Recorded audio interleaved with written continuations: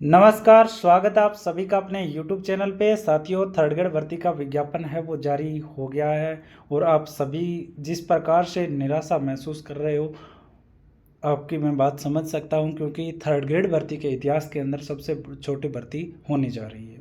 साथियों, इस वीडियो के अंदर हम चर्चा करने वाले हैं कि L1 के अंदर आप किस प्रकार की आपको योग्यता चाहिए। संस्कृत शिक्षा विभाग के अंदर क्या 2 परीक्षाएं लगेगी या एक परीक्षा लगेगी, कब आवेदन किया जाएगा, कौन से डॉक्यूमेंट आपको चाहिएंगे, जाति प्रमाण पत्र, मूल निवास वगैरह के क्या कुछ नियम हैं, योग्यता क्या हैं, इन सारी चीज़ों पे हम चर्चा करेंगे। सिलेबस देखेंगे कि कुछ बदलाव हुआ है या नहीं हुआ है। महिला आरक्षण 50% की तो जो चर्चा थी उस पर हम चर्चा करेंगे कि लागू हुआ या नहीं हुआ। इसके अलावा लेवल 2 के अंदर जो वैकेंसी आई है उसमें क्या कुछ आपके लिए बदलाव हुआ है या नहीं हुआ है। तो तमाम चीज़ों पे हम इस वीडियो के अंदर विस्तार से चर्चा करेंगे। तो इस वीडियो को आप सभी से मेरा निवेदन रहेगा कि ज़रूर देखना। जो थर्ड ग्रेड के साथी जो हैं, जो मेरे से लगातार पिछली भर्ती से भी जुड़े हैं, उन सभी को पता है कि डॉक्यूमेंट वेरिफिकेशन में बहुत सारे बच्चों को दिक्कतें आई थी फॉर्म भरने की वजह से। उस टाइम गलती किए थे और बहुत सारे बड़े बड़े जो साथी हैं, जो शिक्षक साथी, वो बता नहीं पाते हैं क्योंकि उनको इतना समय भी नहीं मिल पाता है। तो इस वीडियो के अंदर ज़रूर आप देखना, एक एक नियम, एक एक बिंदु पे हम चर्चा करने वाले हैं। चैनल अभी तक आपने सब्सक्राइब नहीं कर रखा है तो आप ज़रूर कर लें, क्योंकि आपके लिए ये चैनल जो है आपकी तैयारी में, आपके सिलेक्शन में एक महत्वपूर्ण भूमिका निभाने वाला है। साथ ही साथ इस जो विज्ञापन की आपको PDF देखनी है तो टेलीग्राम ग्रुप का लिंक कमेंट सेक्शन में दिया हुआ है, वहाँ से आप देख सकते हो। तो साथियों, शुरू करते हैं हम वीडियो को। एक एक चीज़ें मैं आपको साझा करता हूँ, बताने वाला हूँ इसमें। तो इसमें सबसे पहले तो आप देखते हो कर्मचारी चयन बोर्ड की विज्ञापन संख्या 08/2025 जो है, और ये है प्राथमिक विद्यालय अध्यापक L1 की, हम जिसको हम कह सकते हैं सामान्य शिक्षा और जो संस्कृत शिक्षा विभाग है, दोनों की। साथियों, इस भर्ती को अगर आप गौर से देखते हो तो इसमें 2-3 तरीके की भर्ती आपको देखने को मिल रही है। कुछ साथी हो सकता है इसमें थोड़े से कंफ्यूज भी हो कि इसमें योग्यताएं वगैरह क्या है। तो साथियों, एक तो है आपका संस्कृत शिक्षा विभाग, एक है आपका प्रारंभिक शिक्षा विभाग या हम जिसको सामान्य शिक्षा विभाग कहते हैं।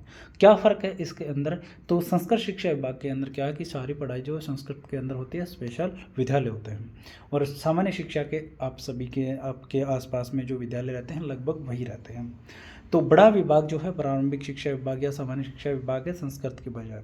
अब इसमें योग्यता में क्या बदलाव है? देखो, एक तो दे रखा है आपको प्राथमिक, पहले L1 की बात करूँ फिर L2 की।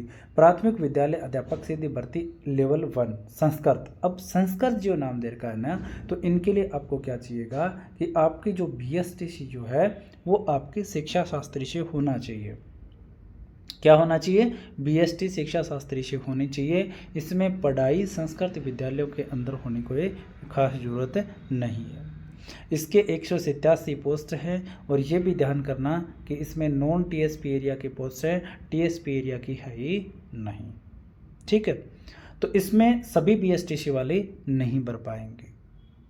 अब हम बात करते हैं साथियों, देखो, प्राथमिक विद्यालय अध्यापक सीधी भर्ती लेवल 1 सामान्य, इसके लिए जो संस्कृत शिक्षा विभाग के अंदर ही है, लेकिन इसके लिए सभी फॉर्म भर सकते हैं जिन्होंने BSTC कर रखा है। केवल विशेष शिक्षा को छोड़ करके किसी भी प्रकार की BSTC कर रखी है वो इसका फॉर्म भर सकते हैं, और ये 449 पोस्ट है। ठीक है, और ये फिर प्रारंभिक शिक्षा विभाग जो आपकी सामान्य वाली वैकेंसी है, इसमें जिसने भी BSTC कर रखा है वो फॉर्म में अप्लाई कर सकता है। ठीक है, 5000 पोस्ट आपके लिए रहेंगी। अब इनके लिए क्या कुछ दिया है ये मैं बता देता हूँ, नोट में भी लिखा हुआ है। यहाँ पे अगर आप पढ़ोगे तो लिखा है, मैं मोटा मोटा बता देता हूँ इस नोट के अंदर क्या लिखा है। इसके अंदर ये लिखा है कि संस्कृत शिक्षा विभाग की जो ये सामान्य वाली वैकेंसी है और जो प्रारंभिक शिक्षा विभाग की जो ये सामान्य वाली वैकेंसी है, इनकी परीक्षा एक ही होगी। क्या होगी? एक ही परीक्षा होगी इन दोनों की। अलग से आवेदन नहीं करना है, एक ही आवेदन इन दोनों का करना है। आवेदन करते समय आपको प्राथमिकता या क्रम पूछेगा, वरीयता पूछेगा कि आपका अगर सिलेक्शन होता है तो कौन सा विभाग आप सिलेक्ट करना चाहोगे। तो एक ही परीक्षा, एक ही फॉर्म है, लेकिन इसकी अलग से परीक्षा है। ठीक है, इसकी क्या है? अलग से परीक्षा है, आवेदन भी अलग से ही है, ये इसके अंदर लिखा हुआ है साथियों। ठीक है, अब हम बात करते हैं, देखो धीरे धीरे बिंदुवार हम आगे बढ़ते जाएंगे कि भाई आवेदन डेट क्या है, परीक्षाएं कब है, सारी चीज़ों पे हम चर्चा करेंगे। उससे पहले आप सभी साथियों को मैं बताना चाहूँगा साथियों कि आपकी वैकेंसी आ चुकी है, सभी ने सिलेबस कर लिया होगा और बहुत सारे साथियों का कुछ बचा हुआ भी होगा। तो आप सभी के लिए हमने हमारे जो यूट्यूब चैनल का नाम है विकास चौधरी ऑफिशियल, इसी नाम से हमारी एप्लीकेशन है, उस पर आप सभी के लिए एक तो L1 के जो L1 के लिए 15 फाइनल टेस्ट हमने रख रखे हैं। एप्लीकेशन पे लाइव है टेस्ट सीरीज, मात्र 149 रुपये की टेस्ट सीरीज है और इस टेस्ट सीरीज के अंदर आपको 15 टेस्ट हैं, वो सारे के सारे संपूर्ण पाठ्यक्रम पे आधारित, मतलब फुल लेंथ टेस्ट हैं, वो पूरे सिलेबस से हैं। सभी जगह आप टेस्ट जहाँ पे भी दे रहे हो टास्क बेस्ड मिलेंगे, जिसमें छोटे छोटे पोर्शन में बांट रखा है सिलेबस को, लेकिन यहाँ पे आपको पूरा टेस्ट देने का मज़ा आएगा। एग्जाम ओरिएंटेड है, आप एक टेस्ट आपके लिए फ्री है, आप दे के देखना, मज़ा आएगा। एप्लीकेशन का लिंक कमेंट सेक्शन में पिन किया हुआ है, या फिर आप प्ले स्टोर पे जा करके इस नाम से भी सर्च कर सकते हो। इसी प्रकार से अगर आप L1 के अलावा अगर आपने लेवल 2 के अंदर आप देखते हो साइंस मैथ की, आप सभी को पता है अच्छी वैकेंसी है, तो साइंस मैथ से अगर आप हो तो आपके लिए भी 15 टेस्ट जो है अपनी के एप्लीकेशन के ऊपर है, 149 रुपये में संपूर्ण पाठ्यक्रम पे आधारित हैं, तो इसको भी आप देख सकते हो और एक टेस्ट आपके लिए क्या है, फ्री है। इसी प्रकार आपके लिए जो SST वाले जो बच्चे हैं लेवल 2 के लिए, उनके लिए भी 15 टेस्ट है, सारे के सारे संपूर्ण पाठ्यक्रम पे आधारित है। शानदार टेस्ट सीरीज है साथियों, एक बार मौका देके जरूर देखना, मज़ा आएगा आपको टेस्ट दे करके। इसके अलावा जिन साथियों के पास में अभी तक कोई भी कंटेंट नहीं है पढ़ने के लिए, किसी के पास बुक्स नहीं है या किसी के पास गाइड नहीं है कि हम क्या पढ़ें क्या नहीं पढ़ें, तो L1 और L2 दोनों के लिए कॉमन जो पोर्शन है, जैसे राजस्थान जीके, शैक्षिक परिदृश्य, राजस्थान का सामान्य ज्ञान, सारी इन चीज़ों का, कंप्यूटर, आपकी मनोविज्ञान है, वो इन सभी के हस्तलिखित नोट्स हमारे स्पेशल तैयार किए हुए, सभी टॉपिकों के टॉपिक वाइज टेस्ट। इसके अलावा L1 के जो 15 फाइनल टेस्ट है वो L2 के अंदर SST और साइंस मैथ वालों के लिए 15-15 टेस्ट थे, वो इन पूरे कोर्स के अंदर हमने एक ही साथ शामिल कर दिया है। और मात्र ये कोर्स जो है उन सभी के लिए है जिनके पास नोट्स नहीं है या जो कंटेंट है वो सिलेक्ट नहीं कर पाए, तो आप सभी को लाखों अभ्यर्थियों से आगे ये कोर्स कर देगा। आपको कुछ भी बनाना नहीं पड़ेगा, प्रिंटेड नोट्स हैं, सारे के सारे नोट्स हमने उपलब्ध करवा दिए, तो आपको प्रिंट निकलवाना है और आज ही पढ़ना शुरू करना है, साथ में टेस्ट देने हैं, टॉपिक वाइज टेस्ट देने हैं, मज़ा आ जाएगा आपको। हमारी एप्लीकेशन पे ये कोर्स लाइव है, तो आप ज़रूर एक बार इस हमारे जो ये कोर्स है इसको मौका दे के देखना, वहाँ पे आपको मज़ा आएगा, क्योंकि नोट्स वगैरह सारी चीज़ें इसमें आपको मिल रही है। आपको केवल अलग पढ़नी पड़ेगी, एक तो शिक्षण विधि और एक जैसे हिंदी में 5 प्रश्न आते हैं, इंग्लिश के 5 प्रश्न, मैथ के 5 प्रश्न, विज्ञान के 5 प्रश्न, कुल मिला के L1 की अगर आप बात करोगे तो कुल मिला के आपके 100 से 105 प्रश्नों का मैट्रिक्स में मिल जाएगा सारा, केवल शिक्षण विधि विद्यालय विषय रहेंगे। इसके अलावा L2 के लिए इसमें अलग केवल रहेगा आपके लिए केवल आपका सब्जेक्ट, जैसे SST वालों के लिए 60% आपके सब्जेक्ट के, 60% जैसे साइंस मैथ वाले 60% उनके लिए, बाकी सारा मैट्रिक्स में मिल जाएगा, मज़ा आएगा, ज्वाइन जरूर करना। अब हम आगे बात करते हैं L1 की वैकेंसी को लेकर हमने बात कर ली। अब ये पात्रता को लेकर दिया हुआ है कि भाई पात्रता आप सभी को ही पता है कि पास किस प्रकार से थी, आपको उसी टाइम दे रखा था, ये तो इसमें कोई चर्चा का विषय है नहीं हमारे पास में। अब छोटी छोटी चीज़ें मैं बता देता हूँ। देखो, एक तो जाति प्रमाण पत्र बता देता हूँ मैं आपको। क्या बता देता हूँ?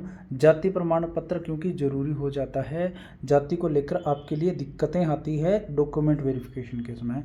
तो जिन भी बहनों के पास में या जो भी छोटे बड़े भाई हैं, किसी के पास में अगर जाति प्रमाण पत्र 1 साल से पुराना है ना, तो 1 साल से अगर पुराना है तो अपना जाति प्रमाण पत्र इन 3-4 दिन के अंदर बनवा लेना, बन जाएगा, कोई दिक्कत नहीं है। तो नया बनवा करके आप क्या कर दो, अपलोड कर दो, जिससे आपके लिए ज़्यादा अच्छा रहेगा। जो बहनें हैं उनके लिए जाति प्रमाण पत्र पिता के नाम से ही होता है, देखो, ठीक है। तो ये आप जाति प्रमाण पत्र बनवा लें। EWS वाले हैं वो भी अपना प्रमाण पत्र है वो ज़रूर आपको लगाना होगा। जाति प्रमाण पत्र को लेकर ये जनरल वालों को लिए चाहिए नहीं, SC/ST के लिए अलग अलग दोबारा से रिन्यू होता नहीं है, तो उनके लिए आवश्यकता नहीं है, तो इस चीज़ की आपको ध्यान में रखना है। उसके अलावा देखो, मूल निवास को भी लेकर बता देता हूँ। जो भी साथी, क्योंकि मूल निवास अभी तो क्या पता नहीं चाहिएगा, लेकिन DV के टाइम चाहिएगा, DV के टाइम फिर दिक्कतें होती हैं। मूल निवास आपके पिता का नाम का ही होता है। जो विवाहित महिलाएं हैं, जो तैयारी कर रहे हैं बहनें, आपके पिता का नाम क्या है, तुरंत जाके ससुराल में बनता नहीं है तो कोई चिंता की आवश्यकता नहीं है। ये नया बनवाने की आवश्यकता नहीं है। जिनके पास भी डिजिटल है जो पीले कागज़ का आता है वो सही है, नया इसमें बनवाने की आवश्यकता नहीं है, पुराने से काम चल जाएगा। ठीक है, कोई दिक्कत वाली बात नहीं है, इसको अलग से बनवाने की आवश्यकता नहीं है। इसके अलावा आपके पास में रीट वाला सर्टिफिकेट आपके पास में है ही, ये चाहिए एक, तो ये आपके पास में है ही। इसके अलावा आपको एक फ़ोटो चाहिएगा, वो आपके पास में है ही, नवीनतम फ़ोटो हो आपका, हस्ताक्षर चाहिए आपके, और एक आपकी जो सेल्फी है वो ली जाएगी, फॉर्म भरते समय ली जाएगी। इसके अलावा कुछ जो अन्य अनावश्यक मैं बताऊं, जैसे डिवोर्सी जो बहनें हैं उनको दिक्कतों का सामना करना पड़ता है सिलेक्शन के बाद में, और जो बहनें जुड़ी भी होगी मेरे साथ में जिनका सिलेक्शन हुआ लेकिन डॉक्यूमेंट की वजह से वो रह गई, तो डिवोर्सी जो बहनें उनके लिए नियम ये है कि अगर आप आज फॉर्म भर रहे हो ना, तो आज आपके पास में डिग्री होनी चाहिए, जो तलाक के बाद होने के बाद में जो मिलती है वो डिग्री आज से, मतलब आज जिस टाइम जैसे आप 11 बजे फॉर्म भरो उस 11 बजे से पहले की होनी चाहिए। अगर बात आपके बाद में है, जैसे फॉर्म आवेदन करने की अंतिम तिथि है 6 दिसंबर, तो बाद की है इससे, तो बाद की डिग्री मान्य नहीं की जाएगी, सिलेक्शन भी होगा तो आपको बाहर करेंगे। चाहे आपका केस पेंडिंग है, चाहे कोर्ट ने किसी भी प्रकार से लटका रखा हो, उस टाइम पे कोई मान्य नहीं करेंगे। तैयारी मत करना चाहिए इस भर्ती की, क्योंकि ये आपको शामिल नहीं करेंगे। इसके अलावा जो विडो जो बहनें हैं, ठीक है, जो विधवा जो बहनें हैं उनके लिए मैं ये कहना चाहूँगा कि आपके पास में डेथ सर्टिफिकेट पति का होना चाहिए। उनमें अगर आपका नाम दर्शा रखा है साथ में तो आपको अलग से कोई डॉक्यूमेंट नहीं चाहिए। अगर आपके जो पति का जो डेथ सर्टिफिकेट बना है उसमें आपका नाम नहीं है, तो आपका जो आधार कार्ड है या कोई भी डॉक्यूमेंट आपका है उसमें आपका पति का नाम साथ में है तो वो चल जाएगा, वो बने होने चाहिए सारे डॉक्यूमेंट, तो आप अप्लाई कर सकते हो। ठीक है, बाकी कोई दिक्कत आपको नहीं आएगी। ठीक है, ये सारे डॉक्यूमेंट को लेकर बात ये थी। अब उसके बाद में आगे हम बढ़ते हैं, इनमें और क्या क्या लिखा हुआ है क्या नहीं लिखा हुआ है सारी चीज़ों पे हम चर्चा कर लेंगे। साथियों, न्यूनतम योग्यता को लेकर ये है, आप सभी चिर परिचित हो इससे कि आपकी 50% अंकों के साथ में BSTC होनी चाहिए। ठीक है, या फिर इसमें देर का देखो शिक्षा शास्त्री को लेकर के ये दिया हुआ है। इसके अलावा आपके पास में क्या होना चाहिए, पात्रता परीक्षा आपकी पास की हुई होनी चाहिए। ठीक है, अब हम आते हैं उसके बाद में, देखो संस्कृत शिक्षा के लिए भी दे रखा है अलग से। ठीक है, संस्कृत शिक्षा अध्यापक देखो न्यूनतम 50% अंकों के साथ वरिष्ठ उपाध्याय अथवा इसके समतुल्य पारंपरिक संस्कृत परीक्षा तथा प्रारंभिक शिक्षा में द्विवर्षीय डिप्लोमा चाहे किसी भी नाम से हो, ये होना चाहिए। ठीक है, तो ये आ जाता है, इसमें दिया हुआ है, आप पढ़ लेना। अब हम आगे बढ़ते हैं इसमें जो कुछ चीज़ें लिखी हुई है वो भी मैं बता देता हूँ जो आपके लिए इम्पोर्टेंट है। वही मैं आयु की गणना, एक ये भी आपके लिए आवश्यक होती है। आजकल छोटी उम्र में 12वीं पास कर लेते हैं और डिग्रियां ले लेते हैं, तो आपकी कम से कम आयु 18 वर्ष होनी चाहिए 1/1/2026 को। यहाँ पे आप कम से कम 18 साल के हो जाने चाहिए। ठीक है, और अधिकतम आयु है 40 साल। इसके अलावा कैटेगरी के अंदर जो आरक्षण है उसमें छूट मिल जाएगी। ठीक है, उसके बाद में हम आगे बढ़ते हैं और चीज़ों पे हम चर्चा करते हैं। ऑनलाइन आवेदन करने की तिथि तो 7 नवंबर से आपके आवेदन शुरू हो जाएंगे। ठीक है, 7 नवंबर से आवेदन शुरू होंगे और 6 दिसंबर तक आपकी जो आवेदन प्रक्रिया शुरू रहेगी, तो यहाँ पे आपको आवेदन करने हैं। इसके अलावा परीक्षा तिथि वही दी है 17/1 से 21/1/2026 तक। 1 से 2 से ज़्यादा पारियों में लगे तो नॉर्मलाइजेशन भी। ठीक है, ये दिया हुआ है। इसके अलावा हम और बातों पे चर्चा करें हैं, एक एक चीज़ों पे हम चर्चा कर लेते हैं जो भी इसमें दिया हुआ है सारी चीज़ों पे। तो हाँ, एक चीज़ और बता देता हूँ L1 को लेकर के कि आपका 50% महिला आरक्षण इसमें लागू नहीं है, इसमें केवल 30% महिला आरक्षण इसमें लागू रहेगा। ठीक है, तो 50% वाला लागू नहीं हुआ, जैसा कि मैंने आपको बताया था। ये L1 को लेकर। L1 का सिलेबस देखेंगे तो L1 के सिलेबस को अगर आप पढ़ते हो तो इसमें 300 अंकों की परीक्षा है। ठीक है, अंक 300 अंक है। इसके अलावा 150 इसमें क्वेश्चन है, 1/3 नेगेटिव मार्किंग है, मतलब 3% करने पर एक गलत होगा, और 2 घंटा 30 मिनट की परीक्षा है। सिलेबस की बात करोगी तो कोई भी बदलाव नहीं है। ठीक है, जो पहले वाला सिलेबस था वही इसमें सिलेबस है दिया हुआ है, कुछ भी चेंज इसमें नहीं किया। ठीक है, ये सिलेबस को लेकर बातें हो जाती है L1 को लेकर के। ठीक है, तो इसमें सिलेबस दिया हुआ है, तो आप पढ़ लेना इस चीज़ को, ठीक है। 5 ऑप्शन इसमें अंदर दिए हुआ मिलेगा। तो ये हो जाती L1 की बात। अब बात कर लेते हैं L2 वाले। L2 के जो विद्यार्थी हैं वो ध्यान करना, आपकी SST की टेस्ट सीरीज चल रही है, साइंस मैथ की टेस्ट सीरीज है, 15 फाइनल टेस्ट है, वो आप ज़रूर अपने एप्लीकेशन पे ज्वाइन करना। तो साथियों SST वालों के लिए ये है कि संस्कृत शिक्षा विभाग की वैकेंसी है, सामान्य शिक्षा की है नहीं। कुल वैकेंसी की अगर बात करोगे तो 2123 वैकेंसी है, 2123 वैकेंसी है, जिसमें 1000 से ज़्यादा पोस्ट हैं साइंस मैथ वालों की सबसे ज़्यादा, बाकी इसमें ये पोस्टें दी हुई है। आवेदन करने की तिथि वगैरह की आप बात करते हो, L1 में जो थी वही की वही सेम है, 7 नवंबर से शुरू होने 6 दिसंबर तक चलेंगे। 300 नंबरों का पेपर है, ये भी मैं बता देता हूँ। 150 क्वेश्चन है, 2.5 घंटे का समय, 1/3 नेगेटिव मार्किंग है, बाकी सारी की सारी वही चीज़ें सेम प्रोसेस है, ठीक है। ये रेट वाली पात्रता थी, ये इसमें दे रखा था।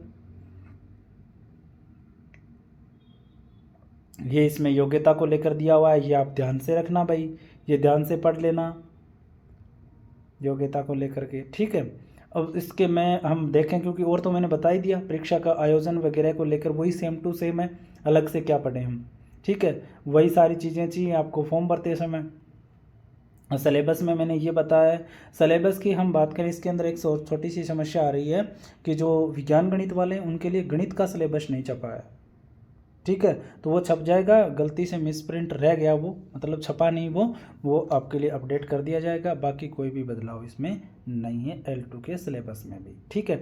वही का वही सिलेबस है, केवल आपके जो विज्ञान वालों के लिए विज्ञान का तो छाप दिया, देखो ये रहा, लेकिन इनकी जो गणित की शिक्षण विधि छाप दी, लेकिन गणित का सिलेबस नहीं छपा, थोड़ी सी ये गलती हुई है उनसे। बाकी कोई सेम टू सेम वो का वही है, कोई अलग से नहीं है। तो साथियों तैयारी का बिगुल बज चुका है, परीक्षा होनी है, पद वर्दी को लेकर चर्चाएं हैं, वो उस पे भी मुद्दे पे हम बात कर लेते हैं। साथ ही साथ हम बात कर लेते हैं हमारा जो विशेष शिक्षकों को लेकर के भी हम चर्चा कर लेते हैं। तो इस वीडियो के अंदर मोटी मोटी चीज़ें थी तो वो तो मैंने बता दी।